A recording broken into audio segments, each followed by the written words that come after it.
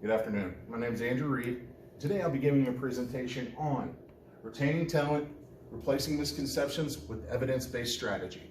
What does that mean? To me personally, it means opinions don't matter. Misconceptions don't matter. Numbers, qualitative and quantitative numbers, factual-based opinions are what matters in this situation. So in this presentation, I'm going to give you 5 misconceptions that I'm going to debunk in this presentation. Misconception 1. All turnover is the same and it is all bad. We all know that's not true. Small businesses evolve with wild, unpredictable speed, and their talent should too. Fast-growing small businesses attract creative people, and creative people are often restless. We know that. That's been proven. Look at today's generation, constantly moving back and forth and changing jobs left and right, which we will discuss in a later slide. Small business needs evangelists, and your best evangelists are those participating in building the company. From ground roots up, those are going to be your biggest supporters, are the people within the walls of that building.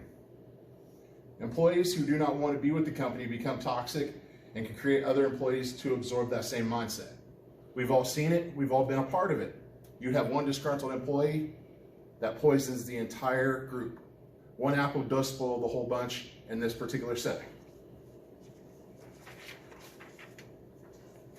So what you see here is 7 turnover statistics. 51% of employees are considering a new job. 50 to 60% of an employee's annual salary is a direct cost of replacing that employee. So 50% of what your employee is making, you're going to spend on replacing that particular person. 87% of employees said that improved retention is a critical priority within the organization, which we will discuss in a later slide. 25% of all employees leave within the first year. We know this. Scientific data and qualitative data back this up. That's the reason why such a high turnover in today's market. 69% of employees are likely to stay with the company if they experience great onboarding, which we've discussed in class previous. If you sit them in front of a computer and throw everything at them, they will not retain anything. But if you break it up in small spurts, they're liable to absorb it better than one lump sum. 72% of candidates change jobs because of career advancement opportunities. That's common sense. Everybody wants to improve their lifestyle and their job. Better job, more responsibility, comes better pay. 25% lower employee turnovers exist in companies that offer remote work options. Again, common sense. Who doesn't want to work from home? If you work from home, you may be doing the work, but you're also spending time with family.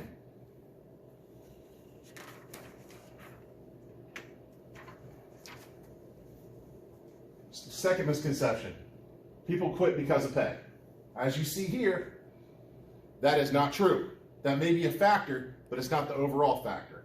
As you look right here, work environment, biggest factor. Number 2, job duties. Number 3, hours and shift. Number 4, supervisor, which we will discuss in a couple slides. Way down, your number 5 is pay. How can it be the reason for it if that's only the 5th biggest reason for that? Misconception debunked.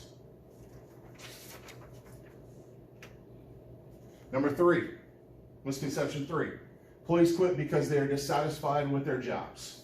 As you look here, job fulfilled among different age groups. If you can see the small percentages right here, those are percentages of employees that have jobs unfulfilled. And it's broke out by age groups. Your millennials, your Gen Xers, and your baby boomers. As we talked about, your baby boomers are set. They want to stay there. They're happy. Your Gen Xers, a little higher, but still overall it's only a quarter. And what's the crazy thing of it all is the millennials are even smaller than the Gen Xers, which completely changes everybody's reality when they want to talk about millennials jumping from job to job to job.